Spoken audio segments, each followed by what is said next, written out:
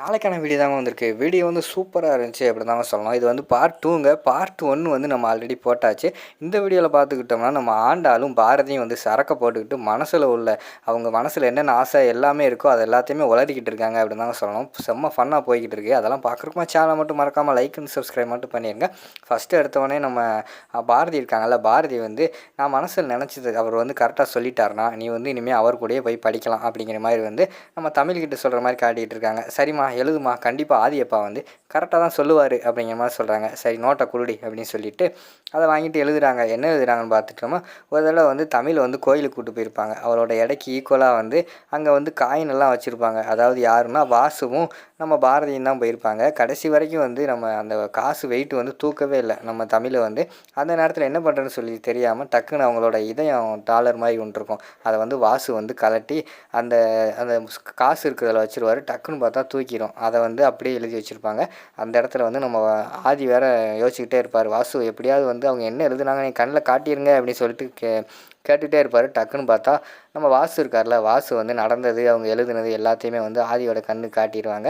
டக்குன்னு அதை அப்படியே சொல்லுவாங்க. ஒரு டைம் வந்து நம்ம கோயிலுக்கு போயிருந்தோம், அந்த கோயிலில் வந்து காசு வந்து காணிக்கையாக கொடுத்துடணும். அதாவது நம்ம தமிழோட எந்த அளவு வெயிட் இருக்காலோ அந்த அளவுக்கு வந்து நம்ம காசு காணிக்கையாக கொடுத்துடணும். கடைசி வரைக்கும் வந்து எவ்வளோ கொடுத்தாலும் அந்த காசு வந்து இழுக்கவே இல்லை. அப்போ என்னோட இதய செயினை வந்து நான் கழட்டி வச்சேன், டக்குன்னு வந்து அது வந்து இழுத்துருச்சு அப்படிங்கிற மாதிரி சொல்லுவாங்க. அதை கேட்டவொடனே பாரதிக்கு வந்து பயங்கரமான ஷாக் ஆயிடுது. அந்த நேரத்தில் சொன்னவொடனே நம்ம தமிழ் வந்து போய் வந்து நம்ம ஆதியை வந்து கட்டி பிடிச்சிடுவாங்க.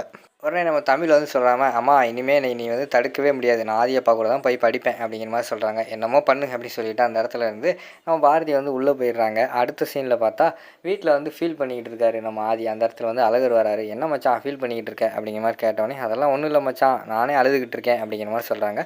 என்னடா ஃபீல் பண்ணி அழுதுகிட்டு இருக்கேன், என்னாச்சு அப்படிங்கிற மாதிரி கேட்டவொடனே, இல்லை அந்த பாரதிக்கு வந்து விருப்பம் இருக்கா இல்லையான்னு தெரியாமல் எனக்கும் பாரதிக்கும் வந்து உங்கள் மாமா வந்து பேசிட்டாரு, அதான் யோசிச்சுக்கிட்டு இருக்கேன். அவங்களுக்கு விருப்பம் இல்லாமல் நம்ம என்னத்தை போய் சொல்லிக்கிட்டு இருக்க, எனக்கே விருப்பமில்லை தான் அப்படிங்கிற மாதிரி சொல்லிகிட்டு இருக்காங்க. டேய் கட்டின பொண்டாடி கூட சேர்றதுக்கு தான் இங்கே வந்திருக்க, அவளை போகிறப்ப வரப்பெல்லாம் திங்கிற மாதிரி பார்த்துக்கிட்டு இருக்க, இங்கே இருந்துக்கிட்டு வந்து எனக்கு பிடிக்கலை, கல்யாணம் பண்ணுறதுக்கு பிடிக்கலை அப்படின்னு சொல்லிக்கிட்டு இருக்கேடா அப்படின்னு மனசுக்குள்ள நினச்சிக்கிட்டு, ஏன்டா மச்சான் என்னாச்சு அப்படின்னு கேட்டவொடனே, என்ன இருந்தாலும் என் பொண்டாட்டி என் பிள்ளையை விட்டு பிரிஞ்சு பாரதி கழுத்தில் தாலி கட்டவா அப்படின்னு யோசிச்சுக்கிட்டு இருக்கேன் அப்படிங்கிற மாதிரி சொன்னோடனே, உன் பொண்டாட்டி தானே, நீ எத்தனை தடவை வேணால் தாலி கட்டிக்கலாம் அப்படின்னு சொல்லிட்டு அழகர் திருப்பி மனசுக்குள்ளேயே கலாச்சிக்கிட்டு இருக்கிற மாதிரி காட்டுறாங்க. சரி மச்சான் விடு மச்சான், எனக்கு இப்போ சரக்கு அடிக்கணும் போல் இருக்குது, வாரியா நீயே அப்படிங்கிற மாதிரி வந்து அந்த இடத்துல வந்து நம்ம அழகர் வந்து கூப்பிட்றாங்க. டேய் எதுக்கு வேணால் கூப்பிடு, அதுக்கு மட்டும் நான் வரமாட்டேன், ஆளை விட்றா சாமி அப்படிங்கிற மாதிரி சொல்லிகிட்டு இருக்காங்க. டேய் மச்சான் ஒரு நாள் மட்டும் ஹெல்ப் பண்ணுறா, சரக்கு அடிச்சுட்டு ரூம்லேயே படுத்துக்கிறோம்டா, யாருக்கும் தெரியாதா அப்படிங்கிற மாதிரி சொல்கிறாங்க. அதெல்லாம் ஒன்றும் வேண்டாம், சரக்கு உன்னோடய வச்சுக்கோ, என்கிட்ட கொண்டு வராத அப்படிங்கிற மாதிரி சொல்கிறாங்க. சரி பரவாயில்ல, எனக்காக நீ வந்து கம்பெனியாக கொடுப்பில்ல, கூல்ட்ரிங்க்ஸாக குடி அப்படிங்கிற மாதிரி சொல்கிறாங்க. சரி மச்சான் கூல்ட்ரிங்க்ஸ் தான் நான் குடிக்கேன் அப்படிங்கிற மாதிரி சொல்கிறாங்க. இரு கூல்ட்ரிங்க்ஸில் சரக்கை ஊற்றி உனக்கு கொடுத்து உன் மனசுக்குள்ள உண்மையெல்லாம் வர வைக்கேன் அப்படின்னு சொல்லிட்டு நம்ம அழகர் வந்து பிளான் போடுறாங்க. சரி குடிப்போம் அப்படி சொல்லிட்டு போகிறாங்க. டேய் மச்சான் நான் வந்து சைடிஷ் இல்லாமல் அடிக்கவே மாட்டேன்டா அப்படிங்கிற மாதிரி வந்து அழகர் சொல்கிறாங்க. சரி இந்த கூல்ட்ரிங்க்ஸை வெளியில் வச்சுட்டு வா, கடைக்கு போய்ட்டு வரோம் அப்படிங்கிற மாதிரி சொல்கிறாங்க. டேய் மச்சான் அதை இதுக்கு அங்கே வச்சுக்கிட்டு வா, கையிலே கொண்டு போவோம் அப்படிங்கிற மாதிரி அழகர் சொல்கிறாங்க. அதெல்லாம் ஒன்றும் வேணாம், கூல்ட்ரிங்க்ஸ் தானே எங்களுக்குள்ளே தென்னையில் வச்சுட்டு நம்ம மாட்டில் போவோம் அப்படின்னு சொல்லிட்டு போயிட்டு வராங்க. வந்து பார்த்தா அந்த சரக்கு பாட்டில் காணும், யாரோ எடுத்து குடிச்சிட்டாங்க. என்னடா யார் எடுத்து குடிச்சா அப்படின்னு சொல்லிட்டு யோசிச்சுக்கிட்டே இருக்காங்க. தமிழ் கணக்குள்ளே வராங்க. தமிழ் பாப்பா இங்கே வாங்க அப்படின்னு சொல்லிட்டு தமிழ்கிட்ட வந்து பேச்சு கொடுத்து பார்க்காங்க. தமிழ் வந்து நல்லா தானே பேசுகிறாங்க, அவங்க சரக்கு அடிக்கல, ஐயோ யார் குடித்தான்னு தெரியலையே அப்படின்னு சொல்லிட்டு யோசிச்சுக்கிட்டே இருக்காங்க. அங்கிட்டு பார்த்தா நம்ம லட்சுமி வந்து அப்படியே செருப்பு வந்து வச்சு நொண்டி நொண்டி வராங்க. டேய் எங்கள் அத்தை குடிச்சிருச்சுடா அப்படின்னு சொல்லிட்டு அழகர் சொல்கிறாங்க. சரி அவங்கக்கிட்ட போய் விசாரிச்சா செருப்பு வந்துருச்சு மாப்பிள்ள, அதான் கையில் எப்படி தூக்கிட்டு வரேன், நொண்டி நொண்டி வரேன் அப்படிங்கிற மாதிரி சொல்கிறாங்க. அடுத்து வந்து நமக்குள்ள தர்மலிங்கம் வராரு. டேய் மச்சான் இவன் மேலே தாண்டா எனக்கு டவுட்டு, இந்த வீட்டிலே சரக்கு பாட்டி இவன் தாண்டா அடிச்சிருப்பான் அப்படிங்கிற மாதிரி சொல்கிறாங்க. சரி இரு மச்சான் நான் போய் செக் பண்ணுறேன் அப்படி சொல்லிட்டு அவர்கிட்ட போய் திருநீர் கொடுக்காங்க. இந்தாங்க நான் வந்து கோயிலுக்கு போயிட்டு வந்தேன் அப்படிங்கிற மாதிரி ஆதி சொன்னவனையும் சரின்னு சொல்லிட்டு அதை எடுத்து பூசிக்கிறாரு. மச்சான் அவன் தெளிவாக இருக்கான் அப்படிங்கிற மாதிரி யோசிச்சுட்டு அடுத்து யோசிச்சுட்டு இருக்காங்க.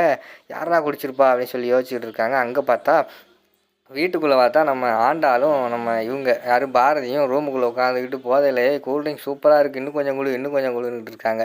எனக்கு எங்கடி இருக்குது அப்படின்னு சொல்லிட்டு அவங்க 2 பேர் புலம்ப ஆரம்பிச்சிடுறாங்க. நம்ம பாரதி மனசுக்குள்ளே இருந்து சொல்கிறாங்க, எனக்கு வந்து ஆதி ரொம்ப பிடிச்சிருக்கு, ஆதி என் புருஷன் தெரியுமா, உங்ககிட்ட உண்மையை நான் மறைச்சிட்டேன் அப்படிங்கிற மாதிரி பாரதி சொல்ல, அங்கிட்ட ஆண்டாள் சொல்கிறாங்க, எனக்கும் அழகர் ரொம்ப பிடிக்கும், அழகரை வந்து நான் அந்தளவுக்கு லவ் பண்ணுறேன், வெளியில் சொல்ல முடியாமல் இருக்கேன், ஏன்னா என்னால் சொன்னால் எங்கள் அப்பா மேலே ஏதாவது எங்கள் அப்பா என்கிட்ட பேசாமல் போயிடுவாரோ எனக்கு கவலையாக இருக்குது, அதனால் நான் வந்து ரொம்ப தவிச்சுக்கிட்டு இருக்கேன்டி அப்படின்னு சொல்லிட்டு 2 பேரும் அந்த இடத்துல ரொம்ப ஃபீல் பண்ணி அழுதுகிட்டு இருக்கிற மாதிரி தான் காட்டிக்கிட்டு இருக்காங்க. அதோட பார்த்துட்டிங்கன்னா அந்த பார்ட் 2 வந்து முடிச்சிடுறாங்க.